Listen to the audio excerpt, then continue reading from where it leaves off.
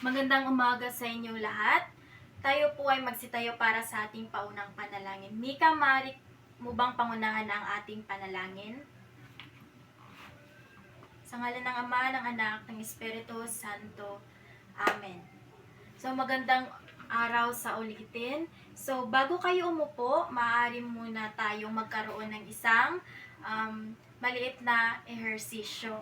Susundan lamang ako kung ano yung aking gagawin dito sa harapan ay susundin lamang ninyo. Ang lahat ay tumayo para maging mabuhay tayo. Paa, tuhod, balikat, ulo. Paa, tuhod, balikat, ulo. Okay, so bago kayo umupo, maaari muna ninyong ayusin ang inyong mga upuan at pakipulot na rin ang mga kalat na nasa inyong paligid. At sa kung tapos na, maaari na kayong umupo. Okay, maayos, magaling at nakuha ninyo ang aking instruction. So ngayon, ako muna ay magpakilala bilang inyong guro. Ako si Ginang Johanny Caldena or maaari ninyo akong tawaging Ma'am Jo. At sa ngayon ay magkakaroon muna tayo ng checking of attendance. Kung tatawagin ko ang inyong pangalan, maaari ninyong sabihin na narito po, Ma'am. Naintindihan po ba ako? Okay, magaling. Princess Mika Duay. Okay. Raisa Siniel. Dea Lagnayo. Hanivi Kapukyan. Crizea Sumoroy. Okay. Magaling dahil walang lumiban sa inyo. Meron muna akong ipapakita sa inyo na alituntunin sa ating silid paaralan upang ito ay magampanan natin ng maayos ang ating tungkulin bilang isang mag-aaral. So una ay maging responsable tayo sa ating pag-aaral bilang isang estudyante. At pangalawa, maging magalang sa kung sino man, maging sa guro at sa inyong mga kamag-aral. At ang panghuli ay makinig ng maayos sa guro para mas malinaw sa inyo kung ano yung ating napag-usapan at kung gusto ninyong sumagot, maaari lamang itas ninyo ang inyong kanang kamay upang kayo ay makasagot ng maayos. At ngayon naman, naiintindihan po ba ang ating alituntunin sa ating silid paaralan? Okay, magaling. At naasahan kong ito ay makakatulong sa inyo sa pamamagitan ng pagsunod ng ating alituntunin sa araw na ito para naman sa ganun ay maging maayos ang daloy ng ating pag-uusapan sa ngayon. Nakuha po ba? Naiintindihan ako? Okay, magaling. Sa ngayon naman ay bago tayo dumako sa ating bagong talakayan, magkakaroon muna tayo ng balik-aral. So, sino sa inyo nakaalala kung ano yung ating napag-usapan kahapon? Ito ay tungkol sa Mika. Maaari mo bang i-share or ibahagi sa inyong mga kaklase kung ano yung ating napag-usapan kahapon? Okay, magaling. So sa ngayon, babalikan natin kung ano yung ating napag-usapan kahapon. Mika, ano nga ba yung ating napag-usapan kahapon? Okay, magaling. Dahil naaalala mo pa kung ano yung ating napag-usapan kahapon. Ito ay tungkol sa ano nga ba ang kahalagahan ng pagsasabi ng totoo. Ang kahalagahan ng pagsasabi ng totoo ay nagdudulot ito ng tiwala, maayos na relasyon at malinis na konsensya. At ang kahalagahan nito ay pinapakita rin nito ang pagiging tapat at responsable na tao. Raisa, bakit may mga tao na nahihirapang magsabi ng totoo? Ano sa palagay mo na bakit may mga taong nahihirapang magsabi ng totoo? Okay, very good. Magaling. Dahil nahihirapan sila dahil sa takot na mapagalitan o mapahiya.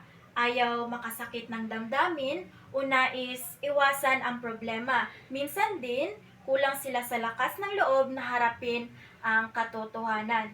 So, 'di ba?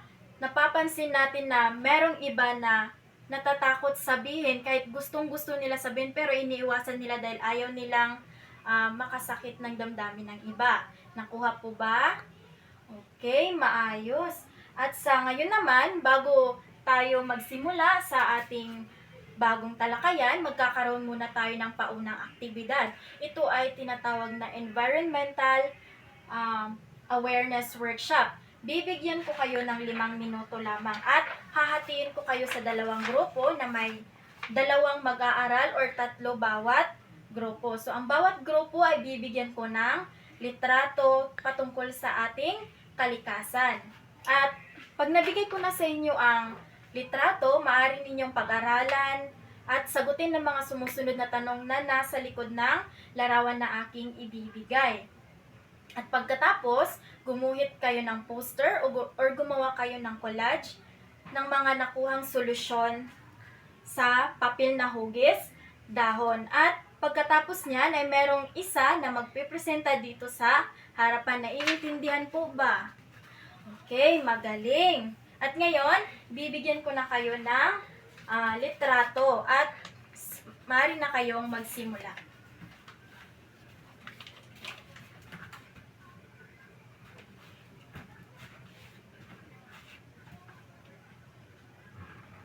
Okay, tapos na po pa kayo? Okay, group 1, tapos na po ba? Okay. Group 2. Okay, tapos na rin. So, sa group 1, sino ang inyong presenter? Okay, Riza. Okay, magaling. Ang kanilang litrato ay tungkol sa pagtatapon ng basura. So, ito ang kanilang nakuhang litrato. Yan ay ang pinakamalaking issue na ating hinaharap sa ngayon. Palakpakan muna natin ang Group 1. Ang Group 2 naman, sino ang inyong presenter upang magpresenta dito sa harap? Nika. So, ang nakuha nilang litrato ay tungkol sa pagputol ng puno. Ito ay ang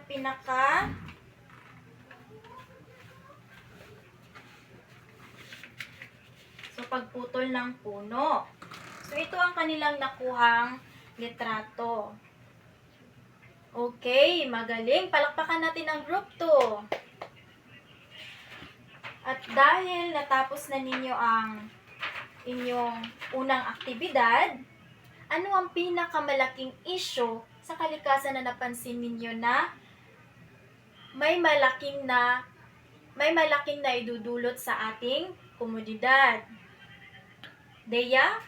Okay, ang pagtatapon ng mga basura kung saan-saan. Dahil sa napansin natin, maraming basura na hindi nalalagay sa tamang lalagyan. At ngayon, bibigyan ko kayo ng magkakaroon tayo ng aktibidad patungkol sa maling pagtapon ng mga basura. At ngayon naman, sa aktibidad na ito, ay natutunan natin na maraming issue sa kalikasan ay sanhi ng kapabayaan at kakulangan ng responsableng pagkilos sa pamamagitan ng pagtutulungan at konkretong solusyon. May papakita natin ang ating responsibilidad bilang mamamayan sa pangangalaga ng ating kapaligiran. Tama po ba?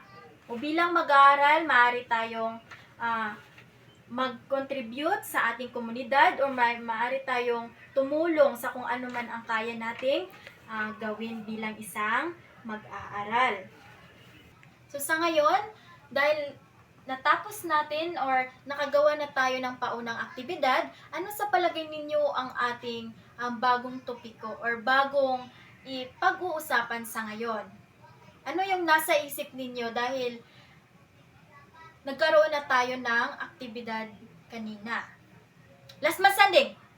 Okay, Deya. Ikaw yung huling tumayo. So ano sa palagay mo ang ating bagong pag-uusapan sa ngayon? Ito ay tungkol sa kalikasan. How about Crizea? Ano sa palagay mo ang pag-uusapan natin? Ito ay tungkol sa issue ng kalikasan. Okay, magaling. Ito ay tungkol sa mga issue sa kalikasan. Okay, palakpakan natin si Crizea. Tama kayo. Ang inyong mga sinabi ay tungkol sa mga issue sa kalikasan. But bago natin tatalakayin ang mga yon na inyong mga nabanggit, papakita ko muna sa inyo ang ating layunin. So ito ang ating layunin sa araw na ito. Una ay natutukoy ang mga issue sa kalikasan na may kaugnayan sa mga kalamidad na nakakaapekto sa lipunan. Pangalawa, nasusuri ang kahalagahan ng pangangalaga sa kalikasan bilang isang responsableng mamamayan at nakabubuo ng mga simpleng solusyon para sa pangangalaga sa kalikasan sa kanilang pamayanan. So ito yung ating layunin sa ating bagong pag-uusapan sa ngayon. So balikan natin yung mga issue sa kalikasan. Ang una nating tatalakayin ay tungkol sa maling pagtatapon ng basura. Ang maling pagtatapon ng basura, ito ay ang pagtatapon ng basura kung saan-saan tulad ng sa ilog, kalsada at bakanting lupa. Ang pagtatapon ng basura ay nagdudulot ng polusyon, pagbaha at pagkalat ng sakit. So, sa palagay ninyo, kung kayo ay irresponsableng mag-aaral at kayo ay magtatapon ng basura kung saan, kahit sa loob ng inyong bahay or sa pamayanan, ano ang naidudulot nito? Tayo ay magkakaroon ng sakit or magkakaroon ng matinding pagbabaha. Tama po ba? Okay, magaling. So, dahil sa maling pagtatapon ng basura, meron akong susubukan natin ang isang aktibidad na kung saan ay marunong kayong mag-segregate ng basura sa inyong bahay. Bibigyan ko kayo ng ilang minuto lamang para kung sa ganun ay marunong kayong mag-segregate na inyong mga basura.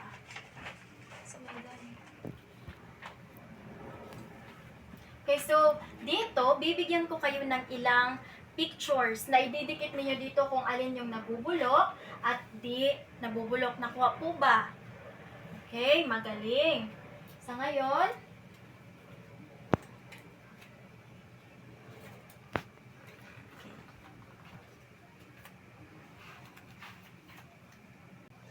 okay, so magaling. Kayo ay marunong ng mag-segregate ng inyong mga basura. Kahit sa bahay ninyo, pwede ninyo itong i-apply. Para naman kung sa ganun ay maiwasan natin yung pagkalat ng mga maruruming basura at ang pagkakaroon ng matinding baha. So sa bahay pa lang, alam na ninyo kung paano kumilos ng kahit kaunting bagay lamang para makatulong sa ating komunidad. So, naintindihan po ba kung ano ang maling pagtapon ng basura? Okay, magaling. At sunod naman ang pag-uusapan natin ay tungkol sa illegal na pamumutol ng puno. Raisa, ano sa palagay mo na nagkakaroon ng illegal na pamumutol ng puno? Okay, magaling. Ito ay, ang illegal na pamumutol na puno ay ang pagputol ng mga puno ng walang pahintulot.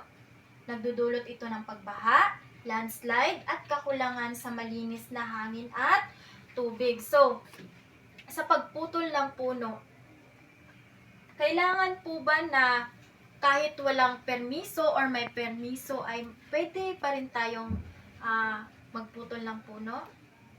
Raisa,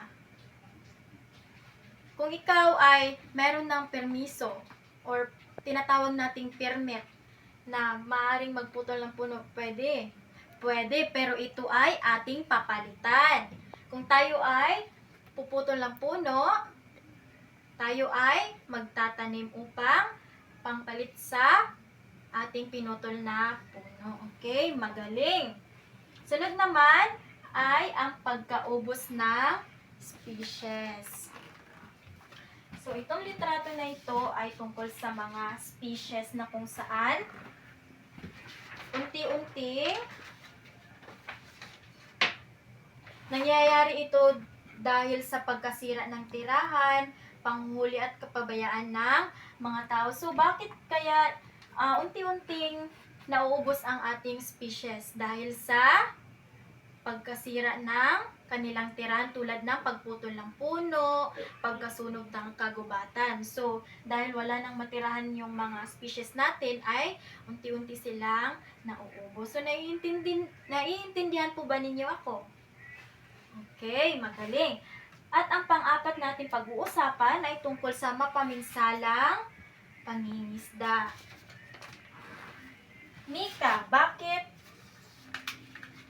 nagkakaroon ng mapaminsalang pangingisda? Ito ay dahil sa labis at maling pagkuha ng yamang mineral sa lupa. Okay, ang mapaminsalang pangingisda ay ang Dea, paggamit ng dinamita. Okay, palakpakan natin si Dea.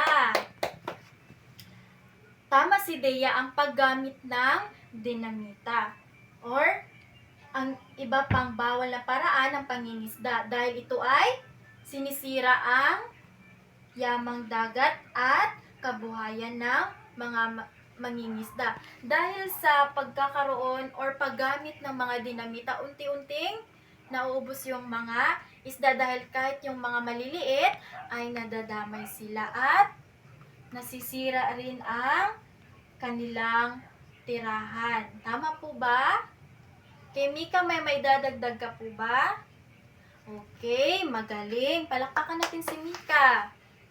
Okay, naiintindihan po ba ninyo kung ano yung mapaminsalang pangingisda?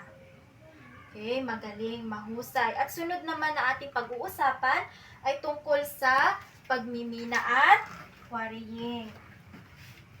Bakit po ba sa palagay ninyo ang mga tao ay nagmimina or nagkakaroon ng quarrying? Dahil sa labis na maling pagkuha ng yamang mineral sa lupa at ito ay nagdudulot ng pagguho ng lupa, polusyon sa tubig at pagkasira ng kabundukan. Sino-sino sa inyo ang may experience or nakakakita ng pagmimina at quarrying? Okay, Honey V, meron ka bang mismong nakita na gumagawa ng ganitong aktibidad? Okay. Dahil sa mga ginagawa nila, ito ay ang nagdudulot ng pagguho ng lupa at pagkasira ng kagubatan. Okay, naiintindihan po ba ang pagmimina at quarrying? Rezea? Okay, magaling. At sunod naman, ang pag-uusapan natin ay tungkol sa global warming at climate change. So, ito ay patuloy na pag-init ng mundo. Ito ay ang patuloy na pag-init ng mundo habang ang climate change ay ang pagbabago ng klima tulad ng matinding init, malalakas na ulan at tagtuyot.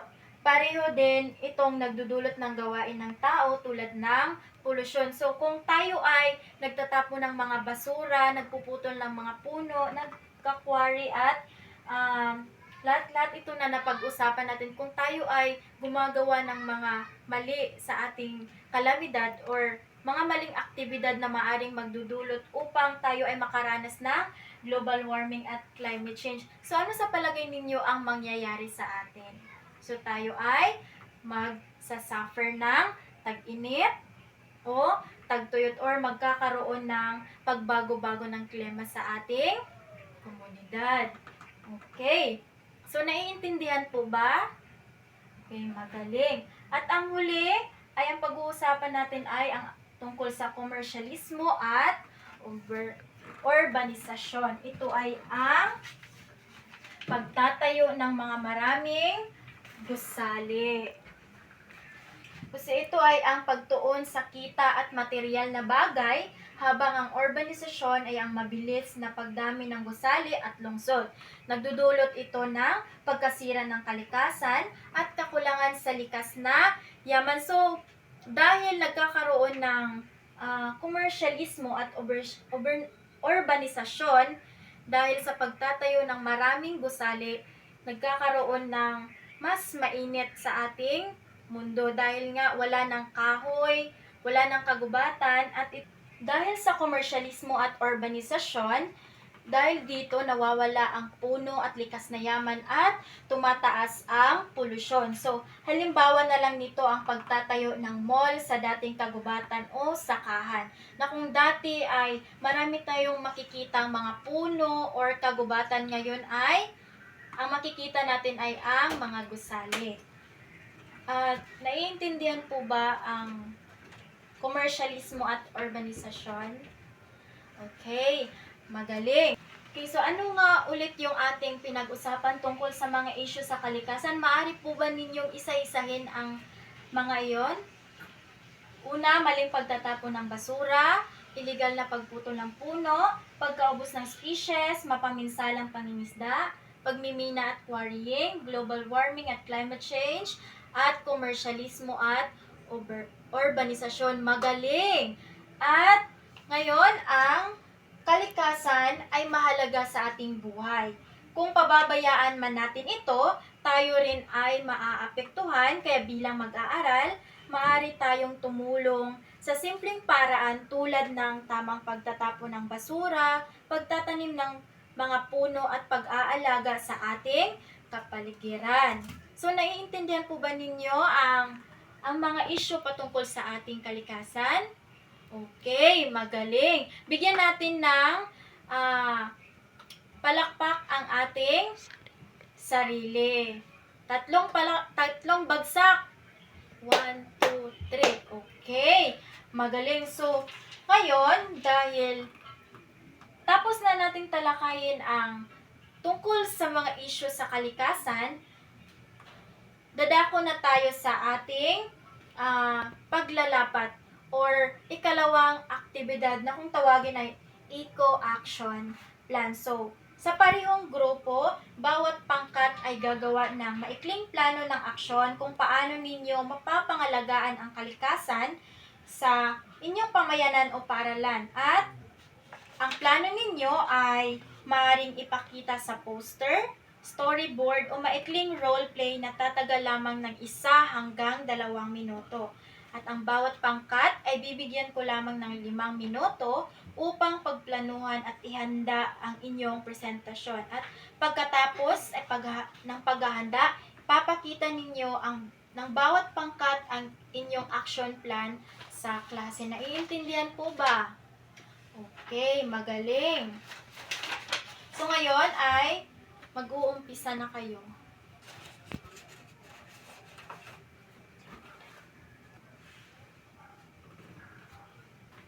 Okay, so tapos na po ba kayo? Okay, magaling. At dahil kayo ay tapos na, ang susunod natin na gawin ay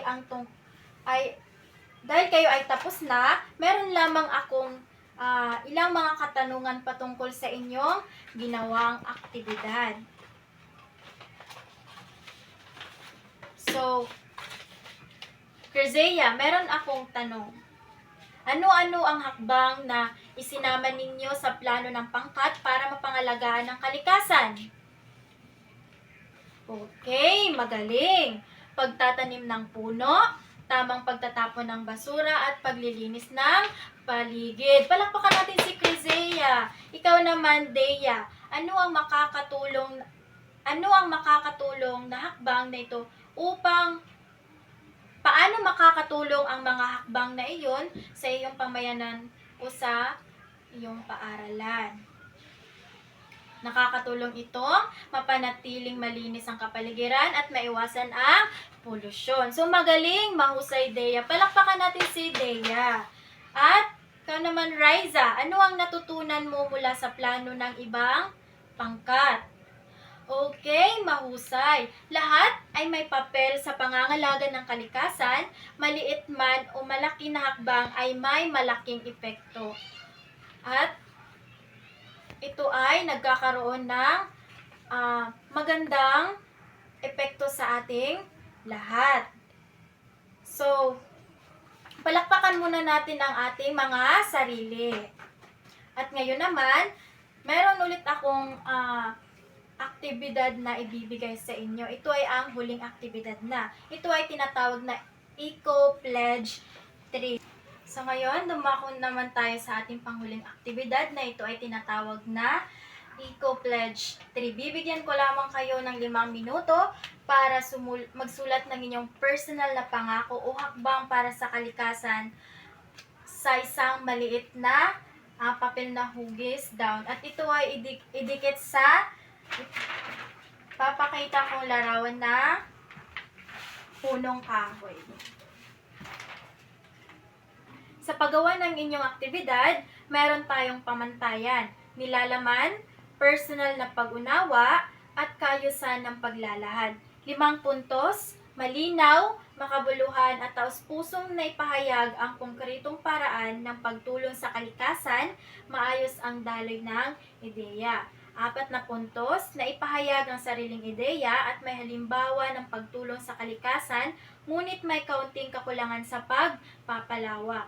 At 3 puntos, may sagot, ngunit pangkalahatan lamang at kulang sa detalyo personal na pagninilay. At 2 puntos naman ay ang hindi malinaw ang sagot, kulang sa ideya tungkol sa pangangalaga ng kalikasan. So, yun ay ang mga pamantayan ninyo sa paggawa ng inyong mga aktibidad.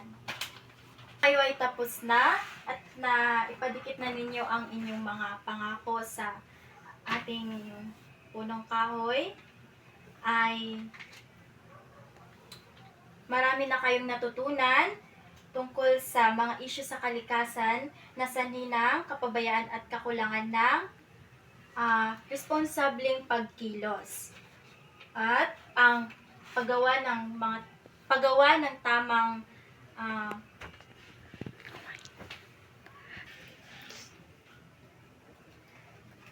ang kalikasan ay mahalaga sa ating sarili.